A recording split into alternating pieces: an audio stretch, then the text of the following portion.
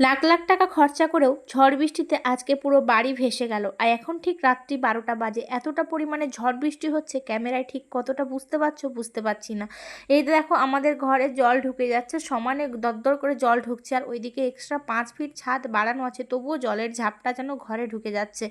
অনেকটাই ঘরে জল ঢুকে গেছিলো, কিন্তু তাহলে বুঝতে পারছো ঝড়ের গতিবেগ, বৃষ্টির গতিবেগ কতটা ছিল। আর এই যে বেড়াটা উল্টে পড়েছে, ওদের গাছ ভেঙে গেছে, অনেকটাই ক্ষয়ক্ষতি হয়েছে। আর এই যে কারেন্ট নাই, শহরে থাকাটা যেমন সুবিধা আছে তেমনি কিন্তু অসুবিধাও আছে।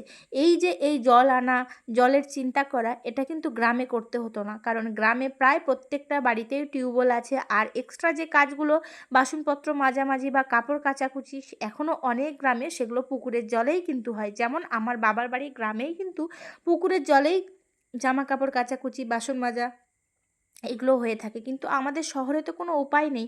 তাই যে দেখো, এই যে পৌরসভা থেকে জলের ট্যাঙ্ক দিয়ে গেছে, আর আমিও জল নিয়ে চলে আসছি, সবাই এখান থেকে